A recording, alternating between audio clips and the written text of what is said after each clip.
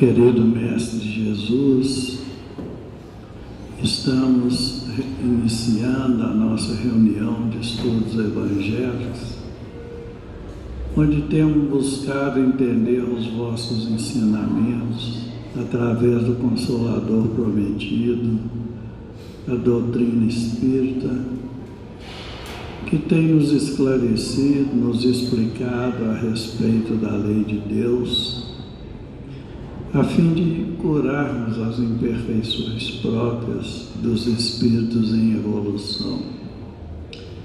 Pedimos aos nossos benfeitores espirituais que mais uma vez nos amparem, nos assistem, aumentem a nossa visão espiritual para que possamos extrair das lições da tarde aquilo que mais necessitamos. Ave Maria, cheia de graça, o Senhor é convosco. Bendita sois vós entre os anjos, bendito é o fruto do vosso ventre, nasceu Jesus. Santa Maria, Mãe de Jesus, rogai a Deus por nós, pobres pecadores, encarnados e desencarnados, hoje, agora e sempre, que assim seja. Em nome de Deus, nosso Pai, de Jesus, nosso bom e amado Mestre, e de Paulo de Tarso, patrono de nossa casa, de oração, estudo e trabalho, pedimos permissão para iniciarmos os estudos evangélicos da tarde, na santa e bendita paz do Senhor, que assim seja.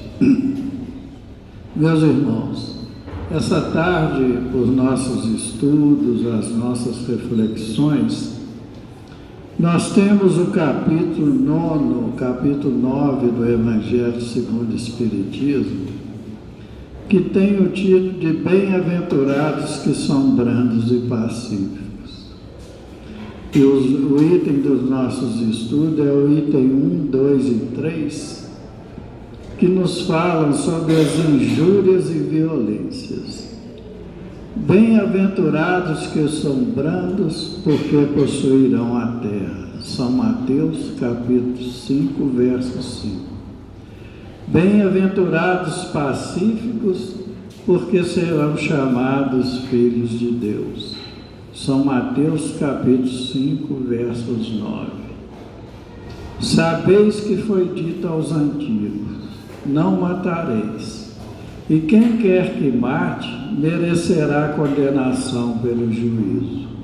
Eu, porém, vos digo, que quem quer que se puser em cólera contra o seu irmão, merecerá condenado pelo juízo. Que aquele que disser a seu irmão, raca, merecerá condenado pelo conselho. E que aquele que lhe disser, és louco, merecerá condenado pelo fogo do inferno. São Mateus capítulo 5, 21 e 22. Essa tarde nós contamos com a colaboração dos nossos irmãos Gilvan e Whindersson Jefferson, passando a palavra a Gilvan.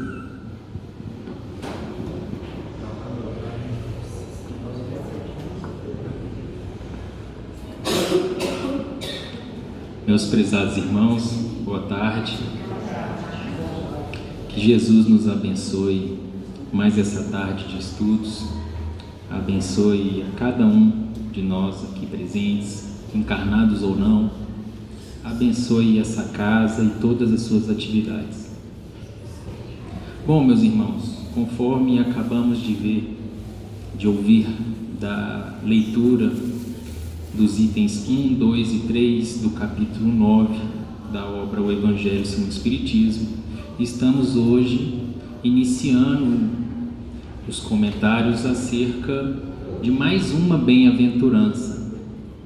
Bem-aventurados os que são brandos e pacíficos. E os irmãos devem se recordar que no mês passado, durante todo o mês de setembro, nós estávamos estudando uma outra bem-aventurança. Bem-aventurados os que têm puro coração. Então, iremos iniciar aqui a nossa participação fazendo um panorama geral das bem-aventuranças, recordando que Allan Kardec agrupou as bem-aventuranças em 5 grupos. Primeiro, está previsto aqui na obra, bem-aventurados os aflitos. Nessa lição, Jesus estava ali nos transmitindo o valor o valor enorme da resignação, de nós compreendermos a dor, o sofrimento, a aflição como um ensinamento, uma forma de aperfeiçoamento.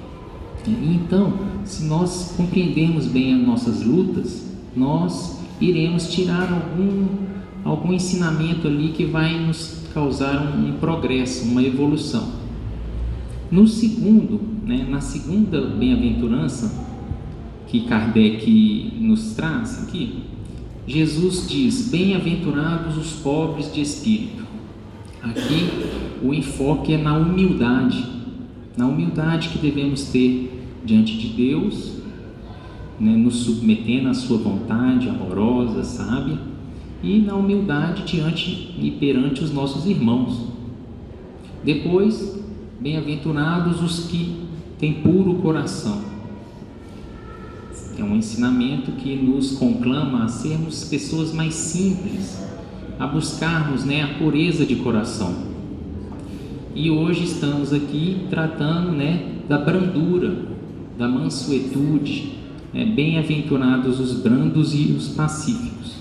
Mais à frente tem a bem-aventurança dos misericordiosos, onde aprendemos aí as lições do perdão, da tolerância e da indulgência diante das imperfeições de nossos irmãos, porque também nós somos criaturas imperfeitas. E as bem-aventuranças, todas elas, conforme nós vamos percebendo, são promessas de Jesus a toda a humanidade, nos dizendo que seremos felizes, seremos bem-aventurados se nos esforçarmos para adquirir e desenvolver essas virtudes: a humildade, a resignação, a simplicidade, a brandura, a paciência, a misericórdia.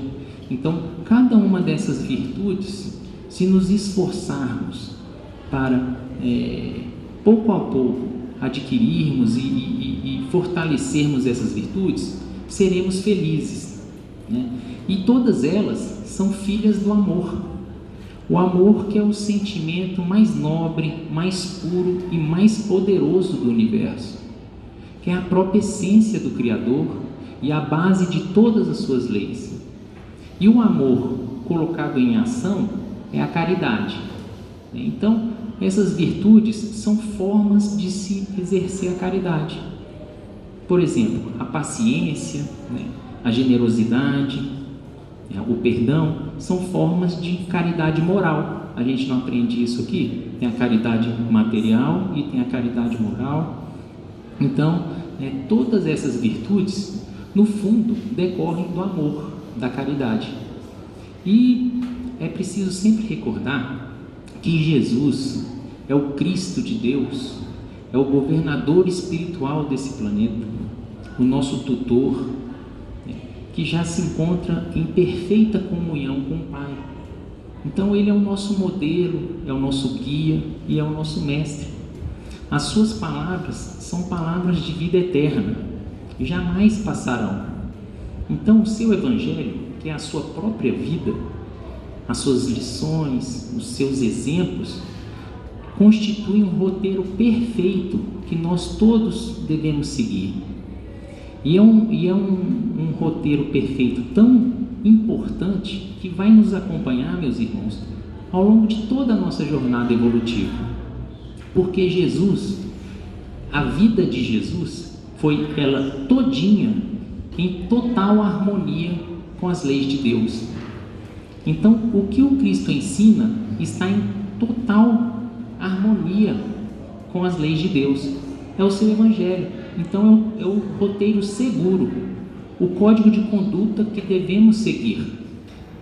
Para os irmãos terem uma ideia do valor, da importância do Evangelho, nessa obra aqui, Obreiros da Vida Eterna, André Luiz está lá no Nosso Lar, uma colônia espiritual já muito mais avançada do que a Terra, né?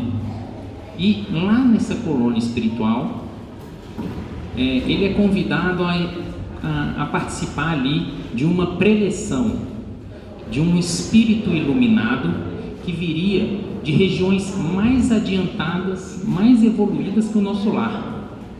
Esse espírito se chama Asclépios. Ele encarna aqui na Terra a cada 500 ou 800 anos. O grau de evolução dele é muito alto, tão alto que para ele comparecer ao Nosso Lar precisou de uma sessão de materialização. Vejam, já está num plano espiritual avançado o Nosso Lar, e mesmo lá esse espírito benfeitor precisou, né, de uma concentração, de oração, de médiuns ali para se materializar no Nosso Lar. E qual não foi a surpresa para André Luiz? Esse ancião simpático, muito sábio e amoroso, tinha em suas mãos pergaminhos, que era o Evangelho. Veja, um irmão que está num nível evolutivo que nós nem temos condições de apreciar, ainda se orienta pelo Evangelho de Jesus. Então, as bem-aventuranças, meus irmãos, é o código de conduta valioso que todos nós temos que seguir para a nossa felicidade. Para a nossa felicidade no futuro, na verdadeira vida, na vida espiritual. Mas também, se nós nos esforçarmos para adquirir essas virtudes, desde já, aqui encarnados, já conseguimos alguns benefícios. Por quê? Porque a pessoa, né, qualquer um de nós que já conquista a brandura, a mansuetude, a calma, a serenidade, quantos problemas ela não evita na sua vida, de ordem material e de ordem espiritual? Nós sabemos, pela lei de causa e efeito, né, que nós atraímos aquilo de acordo com o que plantamos, né? Então, né, a pessoa que é problemática, que é brigadora, que é nervosa, colérica, impaciente, ela está o tempo todo arrumando inimizade, confusão. Ela tem prejuízos para a sua saúde mental, para a sua saúde física. Ela inclusive acaba atraindo o quê? Irmãos obsessores, e acaba, né, sofrendo aí uma obsessão, né, que pode vir a ser até grave, de forma que, né, as bem-aventuranças, essencialmente, né, Jesus nos promete que não vão nos conduzir à felicidade na vida futura, mas desde já também já colhemos benefícios com ela. E vamos então adentrar aqui especificamente nessa bem-aventurança dos brandos e pacíficos. E aí nós vamos perceber logo no item 3 do capítulo que Mateus registrou o ensinamento de Jesus da seguinte forma: sabeis que foi dito aos antigos, não matareis, e quem quer que mate merecerá condenação pelo juízo. Eu, porém, vos digo que quem quer que se puser em cólera contra o seu irmão merecerá condenado em juízo. Que aquele que disser a seu irmão raca merecerá condenação pelo conselho, e aquele que disser és louco merecerá condenado ao fogo do inferno. O subtítulo é injúrias e violências. Por quê? Jesus está aqui então nos ensinando que uma simples palavra desrespeitosa, afrontosa, que você está ali ofendendo a pessoa, não sendo gentil, né, já é uma violação da lei de Deus, porque você não está tratando aquele seu irmão com o carinho que deveria. Jesus está aqui nos conclamando a sermos afáveis, a sermos, mansos, pacientes, e nos diz o seguinte, que toda palavra ofensiva, ensina-nos Kardec, exprime um sentimento contrário à lei de amor e de caridade, que deve presidir as relações entre os homens e manter com eles a concórdia e a união.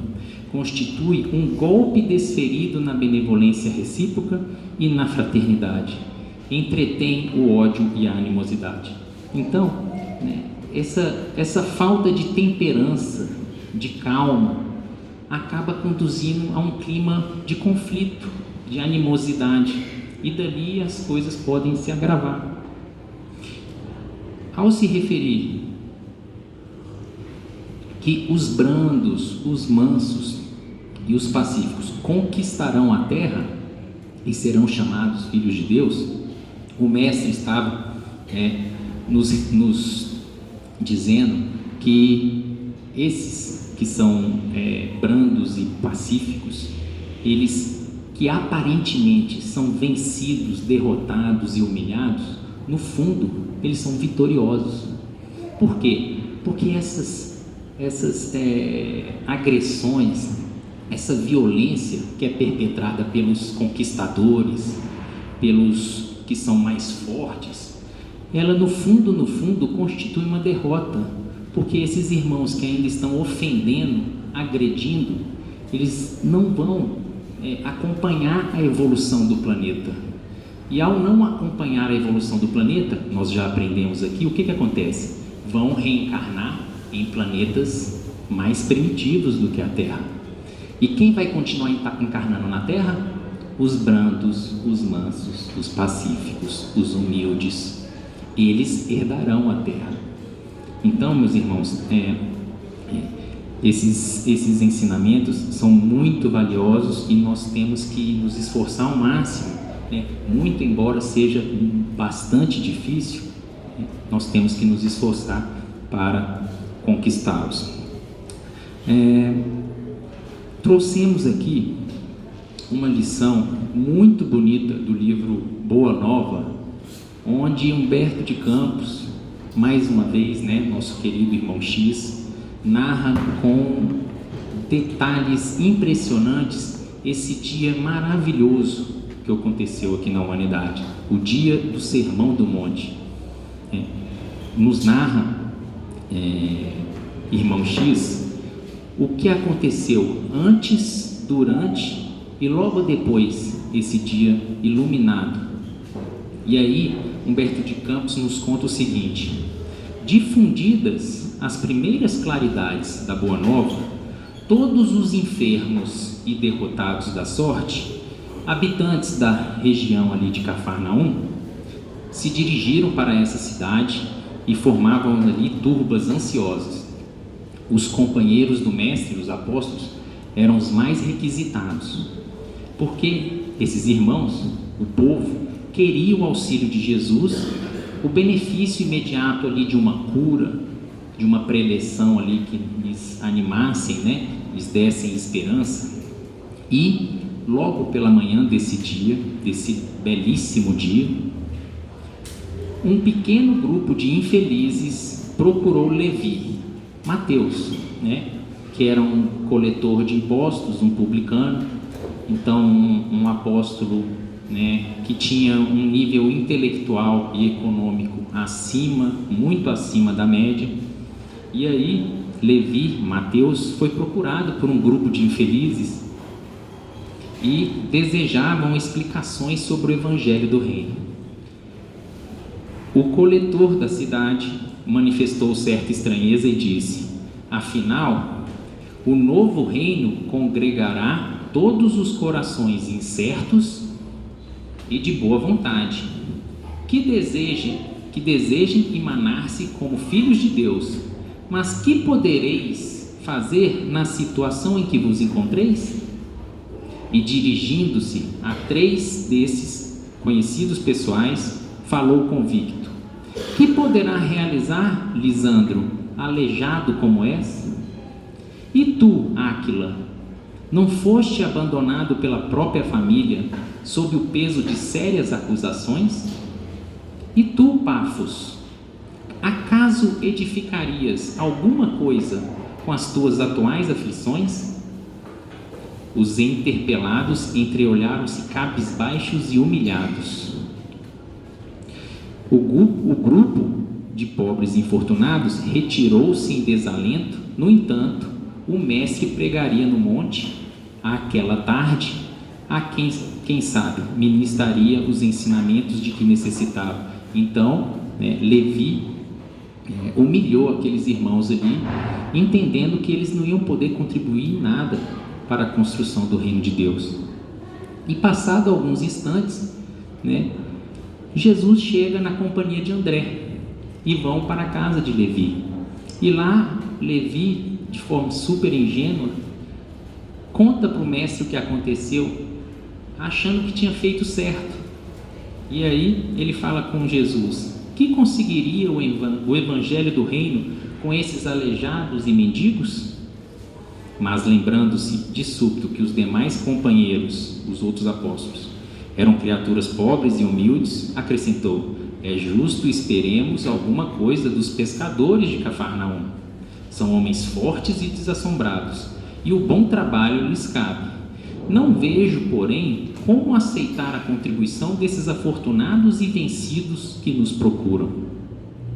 Então, vem agora a grande e valiosa lição de Jesus, que fixou o olhar no discípulo com profundo carinho e falou com bondade, batendo-lhe levemente no ombro: no entanto, Levi, precisamos amar e aceitar a preciosa colaboração dos vencidos do mundo.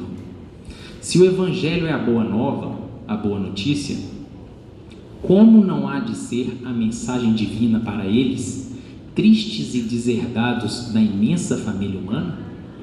Os vencedores da terra não necessitam de boas notícias. Nas derrotas da sorte, a criatura ouve mais alto a voz de Deus. Buscando os oprimidos, os aflitos e os caluniados, sentimos-nos tão unidos ao céu, nas suas esperanças, que reconhecemos, na coragem tranquila que revelam, um júbilo reflexo da presença de nosso Pai em seus espíritos. Já observaste algum vencedor do mundo com mais alta preocupação do que defender o fruto da sua vitória material? Então Jesus aqui já inicia o seu ensinamento para Levi e também André, que estava presente, dizendo: olha, Levi, na verdade, os poderosos, os conquistadores, os que têm posse, eles não estão interessados em receber boa notícia nenhuma, porque já está tudo bem para eles. Agora, os que estão sofrendo, já estão ali trabalhados na dor, desiludidos com as situações do mundo, eles estão ali já mais preparados, e mais ansiosos, eles ouvem a voz de Deus melhor. Levi sentia-se comovido e, aproveitando a pequena pausa que fizera, exclamou algo desapontado: Senhor, minhas observações partiram tão só do meu intenso desejo de apressar a supremacia do Evangelho entre os que governam no mundo, se justificando. Mas a gente precisa dos fortes para que o Evangelho conquiste logo o planeta. E aí vem Jesus e diz: quem governa o mundo é Deus, e o amor não age com inquietação. Agora imaginemos, Levi, que os triunfadores da terra viessem até nós.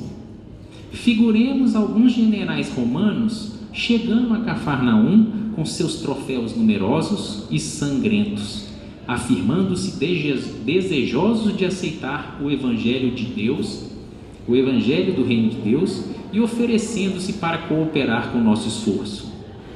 Então ele vai ensinar para Mateus aqui: imagina se fosse isso que você está pretendendo. Certamente trariam consigo legiões de guardas e soldados, funcionários e escribas, carros de triunfos, espadas e prisioneiros. Começariam protestando contra as nossas pregações pelas estradas desativadas da natureza. Por não estarem, no íntimo, desarmados das vaidades das vitórias, edificariam suntuosos templos de pedra, em cuja construção lutariam duramente por hemogenias inferiores. Uns desejariam palácios soberbos, outros empreenderiam a construção de jardins maravilhosos. Recordando a ação das espadas mortíferas, talvez pretendessem disputar a ferro e fogo o estabelecimento do reino de Deus. Isso aconteceu ou não aconteceu, meus irmãos? Foi uma profecia muitos e muitos anos, antes do cristianismo vir a ser a religião oficial do Império Romano.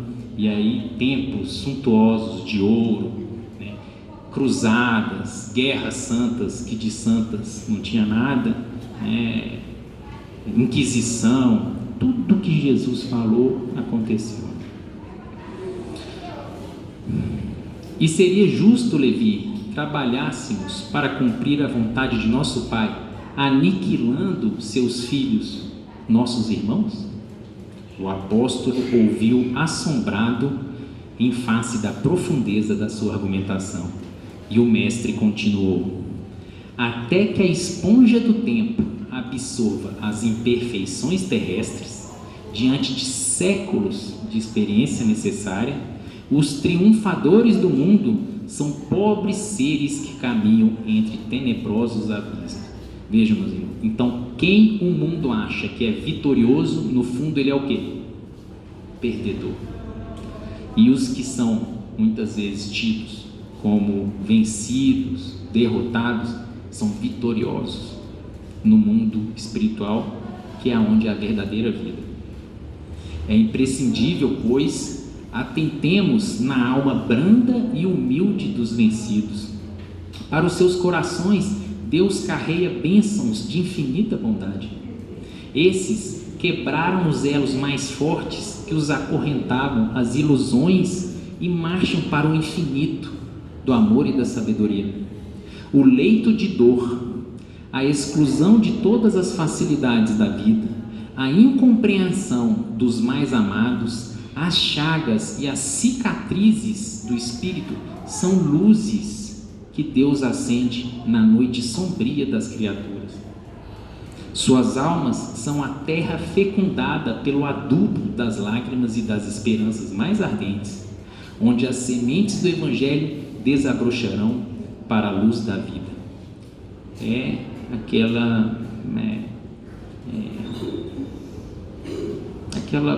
imagem, de que o coração trabalhado na dor já está ali arado, já está com a terra fértil para receber a mensagem do Evangelho, enquanto os orgulhosos, os vaidosos, os egoístas, os gananciosos ainda estão com um solo impermeável.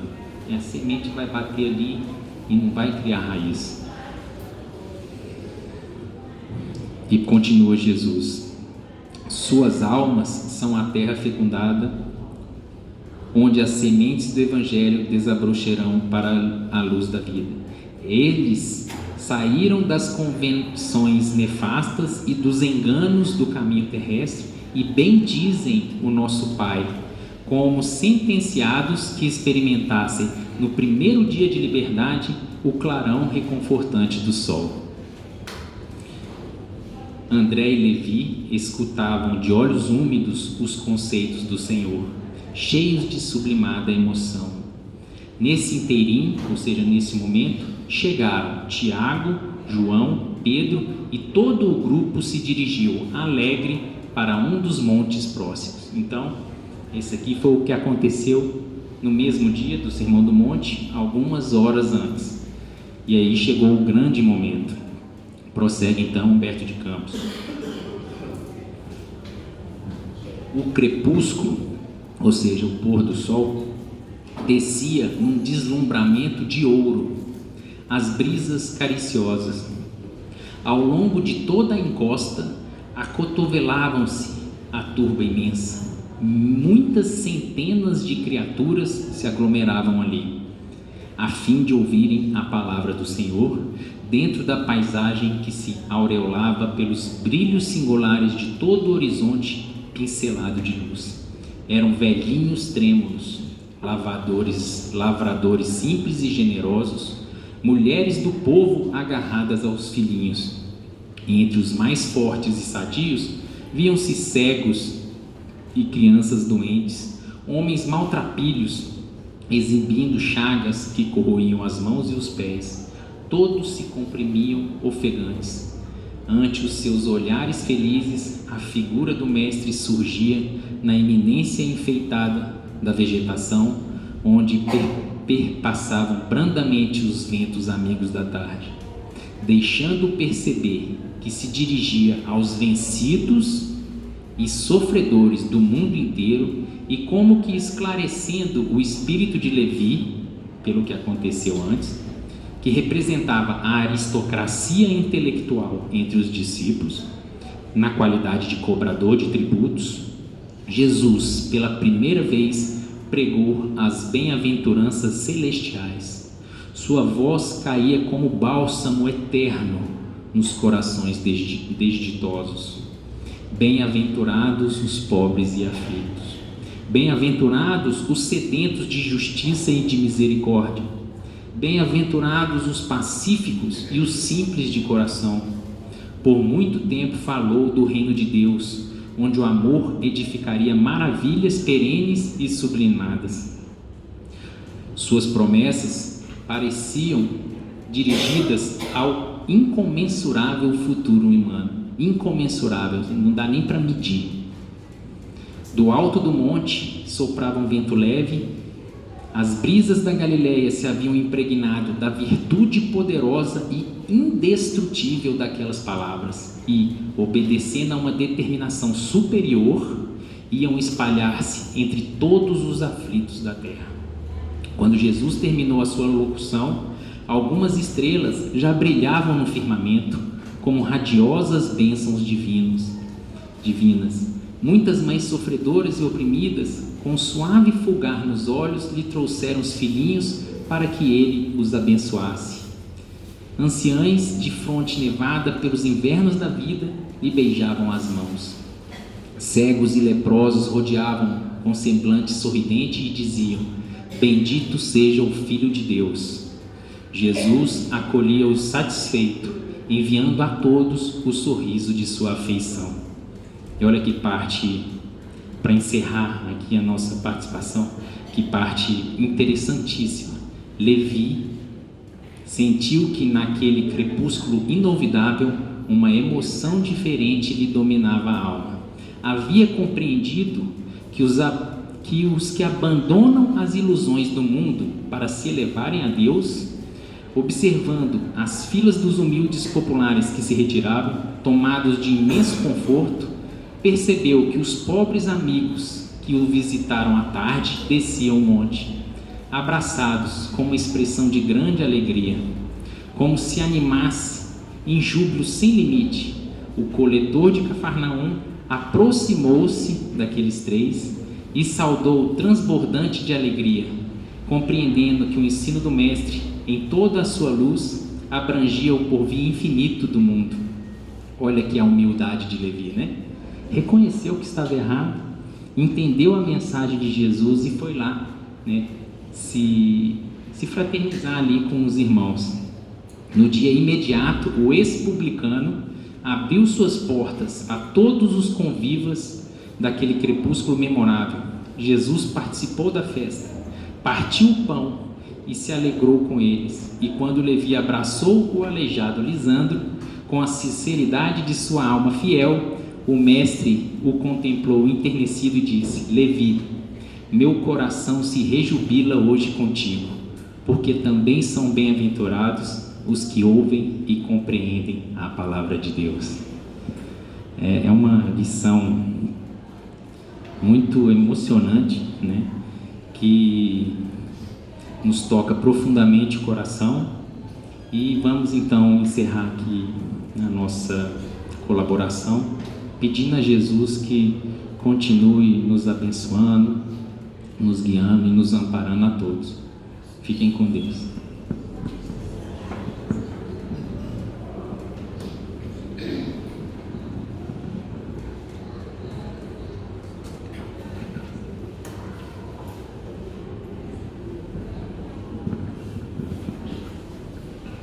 Boa tarde a todos. Agora esse calor, né? Dá uma mansidão no corpo, né? Firma, volta. Mas vamos vencendo esses obstáculos aí, né?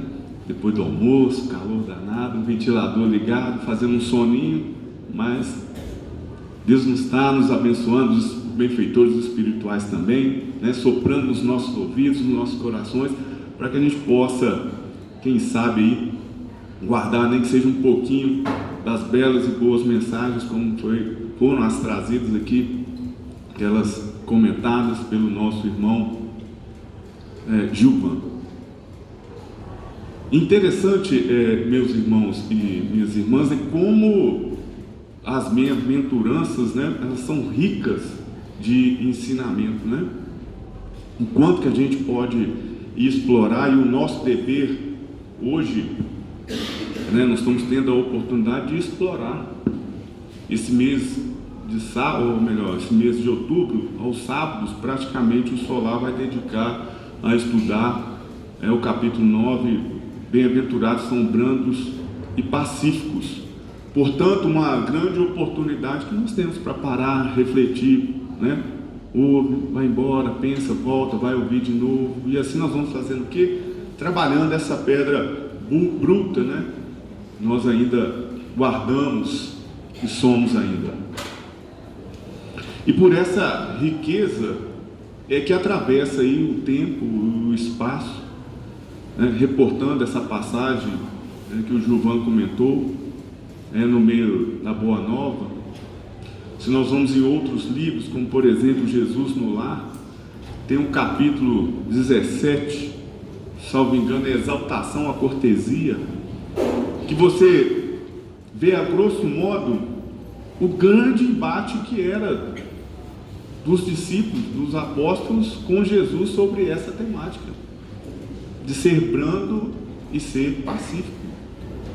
Não foi um tema muito fácil para Jesus trabalhar com os apóstolos, que eram espíritos muito elevados em relação a gente. Então, quando você vê neste capítulo, se não me engano, lá Judas e Pedro, Senhor, os mansos herdarão a terra? Mas vamos pensar aqui para a gente, os romanos vêm aqui com espadas, né? Escudos, homens fortes, numerosos, adentram a nossa casa, destroem as nossas coisas, tomam as nossas terras. Não há um contraditório nisto? Mas Jesus ao tempo todo mostrou que existe uma outra face de superar isso. Nesse mesmo livro de Jesus no Lar, se não me engano, a família de Zebedeu, que é Tiago e João, a mãe deles pensavam quando ouvia, vai chegar aqui o nosso novo rei. E ela então vislumbrava que chegaria um homem com vários cavalos, exército, que ocuparia todas aquelas terras próximas a Cafarnaum, e que esse homem estava arrebatando pessoas. Então falou: eu quero que esses meus filhos irão com ele, quem sabe eles vão herdar um pedaço de terra maior, uma casa melhor. Mas quando Jesus tem a oportunidade de conversar com ela, mostra: não, meu reino não é deste mundo. Então, meus irmãos e minhas irmãs, o que nós estamos falando? Nós estamos falando de um contexto em que estes irmãos, muito provavelmente também muitos de nós,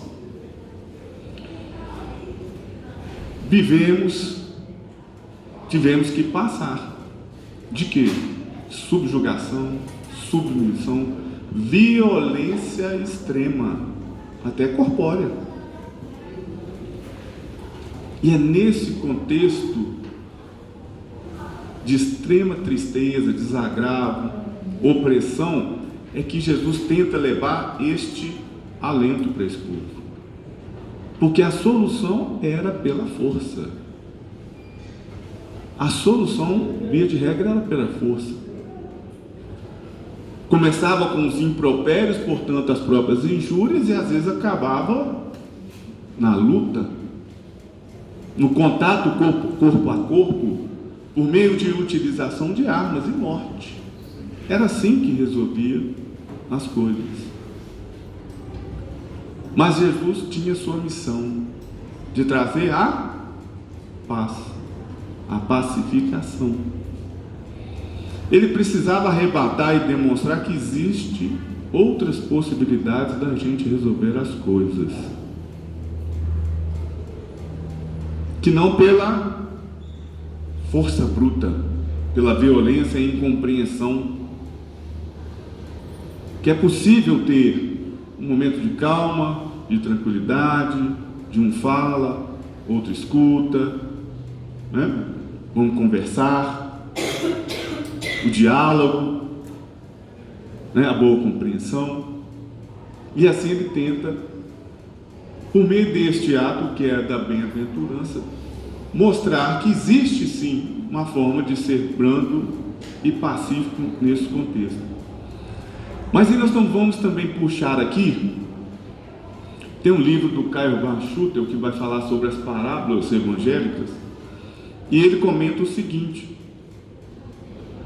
aquilo que era exato, aquilo que era claro, Jesus falava direto. Aquilo que ele precisava de um algo mais, um tempo a mais, ele introduzia por vezes as parábolas. E este é um tema que ele era exato. E o que nós estamos falando, portanto? Quando você pega o comentário de Kardec a respeito desses versículos, ele fala o seguinte: Jesus faz da brandura, da moderação, da afabilidade, da paciência, da doçura, uma lei.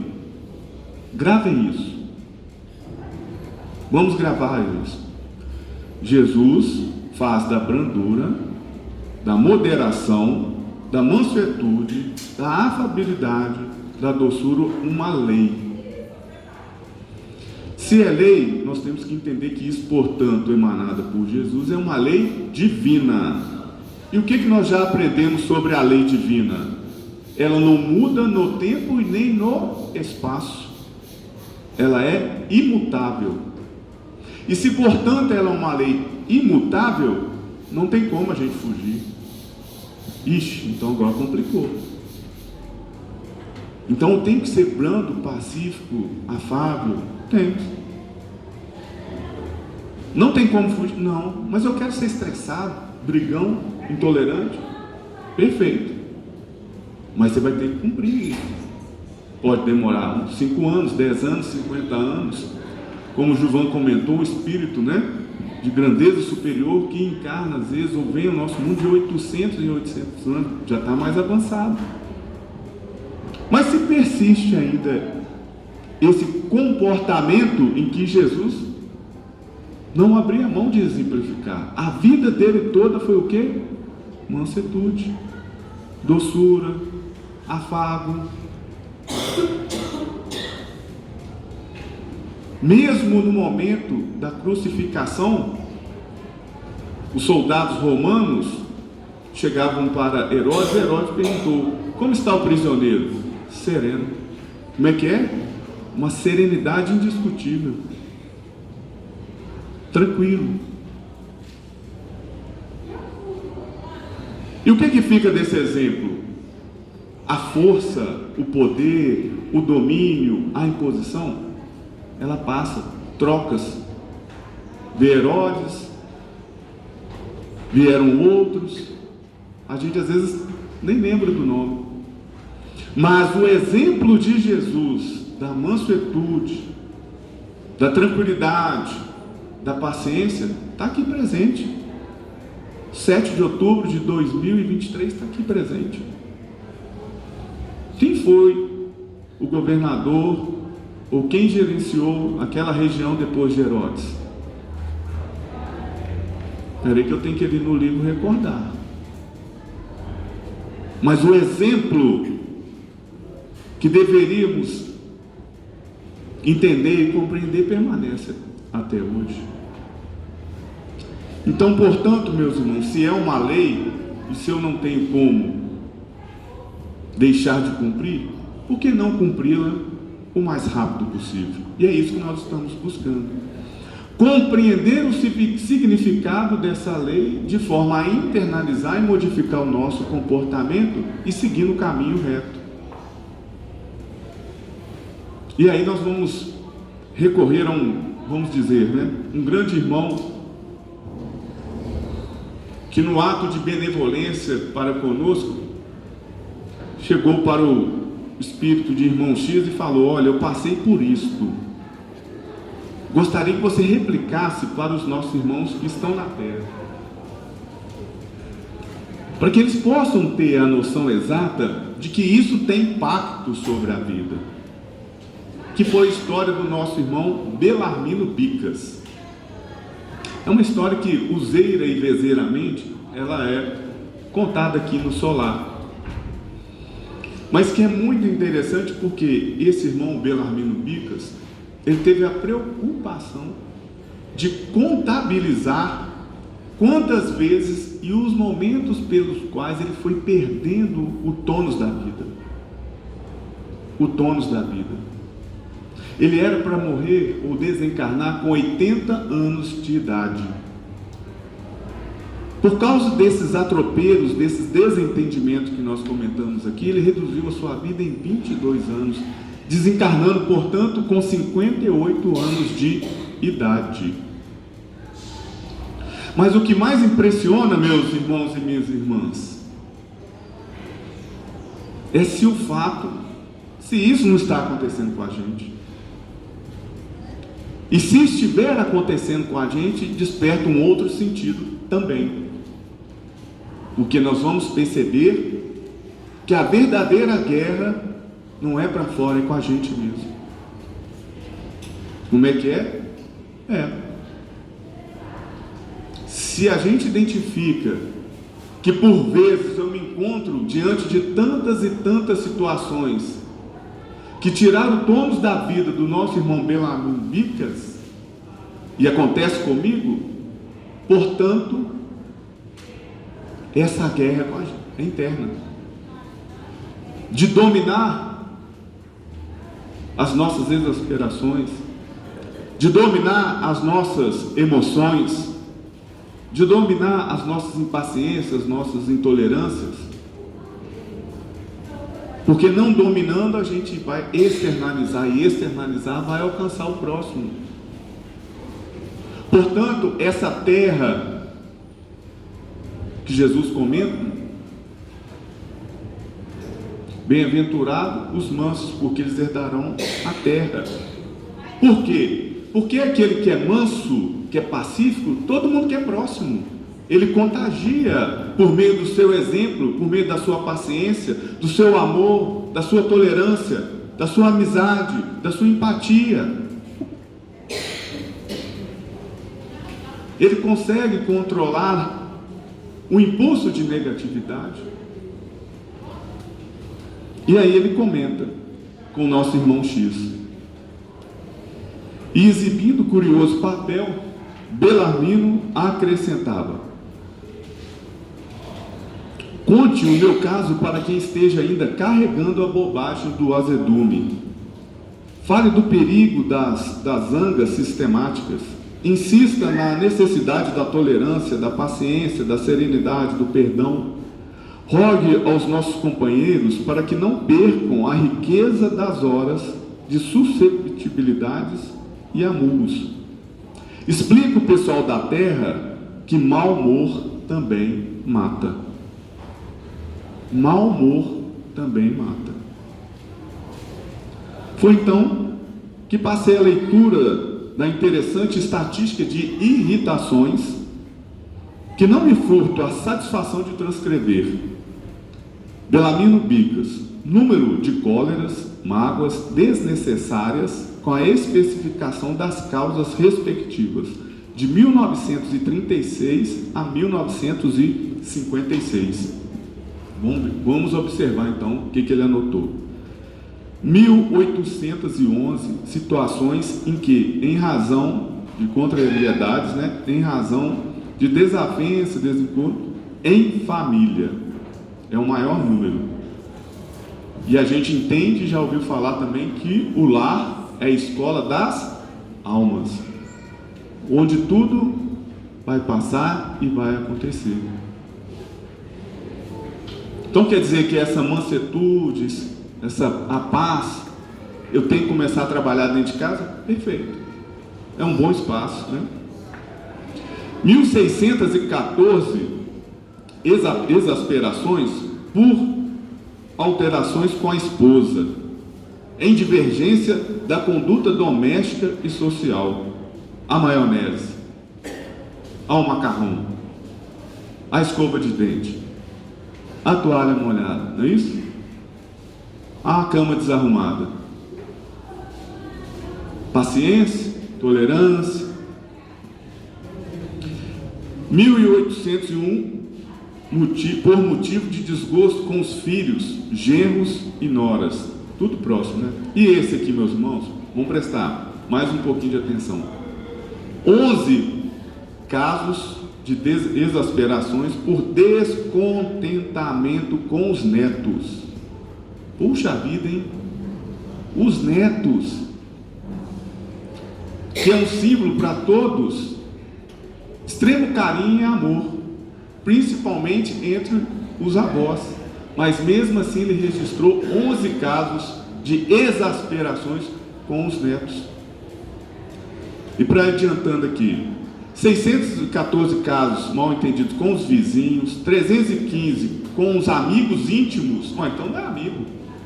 Se eu fiquei estressado, exasperado, tive um momento de rancor, 614 casos com os meus amigos íntimos. 1000 casos melindres ante o descaso de funcionários e empregados de instituições diversas. 211 por ofender-se com dificuldades em serviço de telefone. Isso aqui, quem tem um celular, um telefone, sabe, o pessoal do telemarketing, Aí liga para você, o que você fala? Quero saber, não, desliga o telefone, xinga, maltrata. Está aqui, foi anotando. 90 por motivo de controvérsias em casas de diversões. Como assim? 90 por motivo de controvérsias em casas de diversões. Então eu fui ali, por exemplo, no Parque Guanabara, dar uma volta lá como diz, daqueles carrinho bate-bate. Cheguei lá, estressei com quem estava na fila, com o cara que atende e recebe ali o ticket, com outro que correu na minha frente. Eu queria ir no carrinho vermelho, ele pegou primeiro, e aí vai. Não, mas eu quero ir na roda gigante. Não, mas o sol está muito quente. Aí começa a estressar, mesmo em casa de diversões. Total, 16.386 exasperações inúteis. Este é o apanhado das irritações do prestimoso amigo Bicas. 16.386 dissabores dispensáveis em 7.300 dias de existência. Era para ele ter vivido mais, gente. Era para ele ter vivido mais. E o que acontece com nós hoje? É o tal do estresse, não é? É o estresse. E lá atrás ele conversou com o Tiago, conversou com o Levi, É como estando aqui com a gente, mantenha calma, tenha paciência, tudo passa. O Chico Xavier também já falou isso também passa. E aí nós vamos lembrar também de uma passagem de Chico, está no livro O Evangelho de Chico, salvo engano, numa lição que é a 246. Ele fala o seguinte, que o mais difícil não é viver, é o conviver. o mais difícil não é viver. Como assim? Você pode ir para uma beira de um pequeno pedaço de terra aí, na beira do rio, você planta, fica lá sozinho, em tese, vão pensar, alimenta, dorme, vive. Mas isso aqui, que é o mais difícil. Isto que é o mais difícil. Estarmos juntos, conviver, manter as relações, porque o outro acaba sendo por vezes também o meu espelho. O outro vai falar algumas coisas que não me agradam, aí eu não tenho isso que ele está pedindo. Paciência, paciência, cortesia, é o que Emmanuel também vai falar, de que nós precisamos de mais obreiros da paz, né? E tem duas lições no Ceifa de Luz, que ele cultua essa lógica de estarmos construindo essa cultura da paz, da boa convivência, e que vai dando pitadas do que a gente pode trabalhar no nosso dia a dia, para facilitar essa compreensão de onde nós podemos então pôr em prática para chegar a cumprir essa lei de Deus. Por exemplo, né? Ele comenta: necessitamos, porém, e talvez mais ainda, dos obreiros da paz, capazes de assegurar a paz no mundo. Não somente daqueles que asseguram o equilíbrio coletivo na cúpula das nações, como os presidentes, os nossos representantes, mas de quantos se consagram no cultivo da paz no cotidiano, né? No dia a dia, na segunda, na terça, de manhã, na quarta, e aí segue. Dos que saibam ouvir assuntos graves, dos que percebem a existência do erro e se dispõem a saná-lo, do que enxergam os problemas, procurando solucioná-los em silêncio, sem conturbar o ânimo alheio. Então, ou seja, compreenda o problema que ajude, nem que fique calado, só de ouvir já ajuda. Ou eu vou tacar mais lenha na fogueira. Então, ser brando e manso e pacífico é isto: identificar o problema e por vezes ajudar na solução do problema, do que recolhem confidências afetivas sem passá-las adiante. Isso nós conhecemos como o que, gente? É o leve e traz, né? A fofoca. Disseminar a discórdia. Isso você está pacificando? Às vezes não. Às vezes não. Que recolham confidências afetivas sem passá-las adiante. Do que identificam os conflitos dos outros, ajudando-os, sem referências amargas. Do que desculpam ofensas, do que pronunciam palavras de consolo e esperança, do que apagam o fogo da rebeldia ou da crueldade, dos que trabalham sem criar dificuldade para os irmãos do caminho, do que servem sem se queixar. Ele sugere respeitar as opiniões alheias, colocar-nos na posição dos companheiros, calar referências impróprias, reconhecer que as nossas dores e provações não são diferentes daqueles que visitam o coração do próximo. Ou seja, reconhecer que as nossas dores e provações não são diferentes. Cada um tem o seu problema, tem a sua dor. A sua nem é a maior, nem a menor, mas um ajuda o outro. Isso é pacificar. Isso é estar à disposição. Cultivar o prazer de servir, melhorar-nos através do trabalho e do estudo. Ó, interessante. Para a gente ser manso e pacífico, uma das formas é melhorarmos através do trabalho e do estudo. O que nós estamos fazendo? Estudando.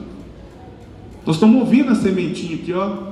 Tem que manter a calma, ter essa paciência, saber ouvir, não passar adiante, acolher. Este é o comportamento que se espera. Jamais duvidar da vitória do bem. Buscando a consideração de pacificadores, guardemos a certeza de que a paz verdadeira não surge espontânea, de vez que será sempre fruto do esforço de cada um. Por isso que, ao estudar a bem-aventurança, a gente entende que é complexa. É complexa. Nós saímos do mundo primitivo, portanto, alguns resquícios ainda disso pode persistir, que é o tal do estado animalesco presente da gente, né? E como o próprio Emmanuel comenta, né? Surgem sim as ocasiões em que todas as forças da alma se fazem tensas. E aí, meus irmãos, nós vamos lembrar. Vocês já tiveram a oportunidade de parar no espelho ali, principalmente do banheiro, vamos colocar assim, quando a gente está nervoso, a gente olha para o espelho, o que nós vemos? A veia aqui do pescoço, né, da jugular para fora, os olhos de todo tamanho, a gente fica irreconhecível. Guardadas as devidas proporções, animalidade pura. É o estado animalesco puro, prevalecendo sobre a gente. Por isso que nós temos que vencer as nossas paixões, submeter as nossas vontades a esse jugo. Tá bom isso, mas o que eu vou fazer? Eu lembro o seu Euler, pai, numa dessas preleções falava: quando vier esses momentos, pega água, um copinho com água, vai tomando uns golinhos, vai passando. Porque o gatilho, às vezes, né, da intolerância, dessa impaciência, ela transforma em retrato no nosso corpo. E nós vimos, o Bellarmino falou: olha, perdi 22 anos. Perdi 22 anos. Com quem? Lá dentro do meu lar. Um desavenço com a esposa, com os filhos, com os netos, com os vizinhos, com meus colegas de trabalho. Aí você falou: mas esse é meu dia a dia. Nós estamos aqui reunidos no solar, daqui a pouco nós estamos no nosso local, né, de lazer, depois no ambiente doméstico. Nós estamos ouvindo. Mantenha a calma, tenha o controle. Mas nós vamos deixar isso passar ou nós vamos vencer? É isso que Jesus quer saber e deixa para a gente. Nós seremos vencidos ou vencedores nessa lógica interna? Entre aspas, as armas, eu já passo para vocês. Expliquei, coloquei, vivenciei isso com meus apóstolos e exemplifiquei. Agora é com vocês. Porque a certeza que se tem é: enquanto nós não tivermos literalmente todos renovados em busca da mansuetude e da pacificação, nós ainda não estaremos cumprindo a lei de Deus. E se a lei de Deus é a grande chave para a nossa caminhada e o nosso crescimento espiritual e celestial. E assim, meus irmãos, encerrando, a gente pede, eleva os nossos pensamentos e pede a Deus, aos benfeitores espirituais que nos acompanham, ao nosso Divino Espírito Santo, ao nosso anjo da guarda, os companheiros mais próximos, os parentes, né? Que todos nós sejamos abençoados com o quê? Com a boa nova, né? Sejamos abençoados com a boa compreensão de que isso sim faz sentido. E na preocupação de Bellarmino, sirva de exemplo para a gente. Sirva de exemplo para a gente. Que se aconteceu com ele, nós podemos evitar e sair um pouco mais adiante.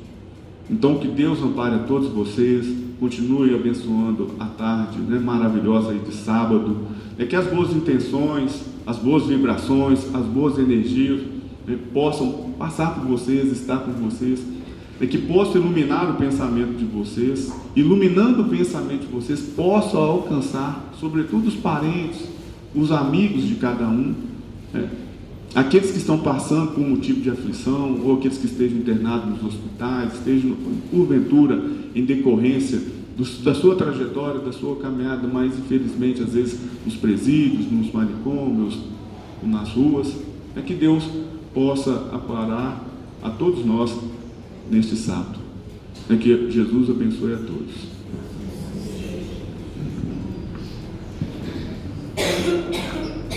Meus irmãos, terminados os comentários da tarde, vamos fazer a nossa prece de agradecimento por esses momentos de paz e reflexão. Pedimos ao nosso irmão Gilvan que nos faça a prece.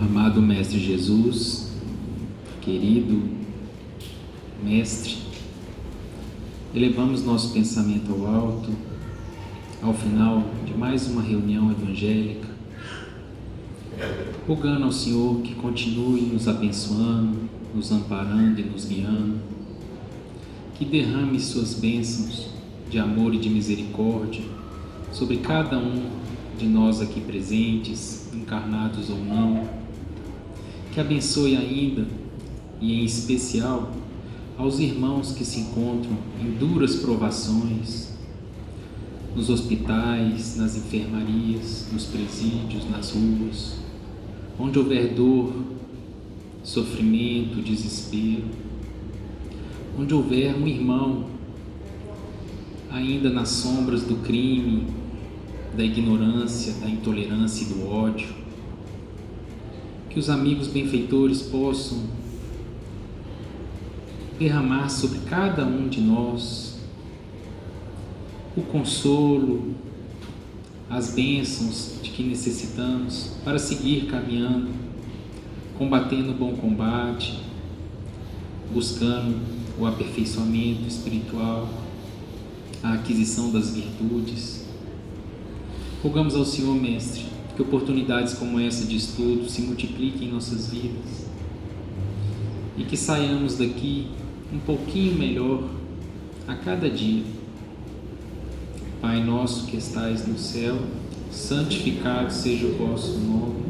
Venha a nós o vosso reino, seja feita a vossa vontade, assim na terra como no céu. O pão nosso de cada dia nos dai hoje, perdoai as nossas ofensas, assim como nós perdoamos a quem nos tem ofendido. E não vos deixeis cair em novas faltas, mas livrai-vos do mal, porque vossos são o reino, o poder, a majestade e a glória, hoje e sempre, que assim seja. Com essa prece estamos encerrando os estudos evangélicos da tarde, na santa e bendita paz do Senhor, que assim seja. Os irmãos que forem receber o passe, pedimos que formem a fila.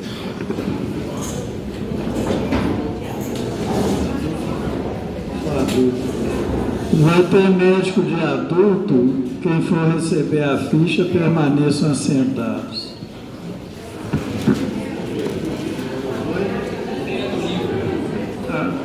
Começa hoje a Feira do Livro, que vai até a semana que vem. Então, é lá no fundo, lá na sala, lá do fundo, lá no pátio interno.